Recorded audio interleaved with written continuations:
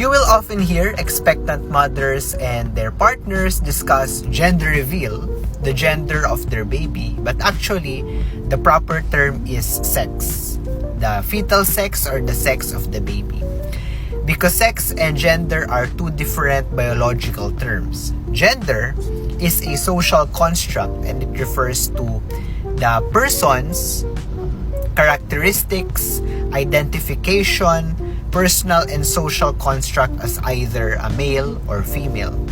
But the sex, on the other hand, is a biological term which refers to the phenotype, meaning the characteristics of the baby, the chromosomes, and the reproductive organs in the baby, which would identify the baby as either male or female sex. So the proper term is actually sex reveal, fetal sex reveal, and not gender reveal.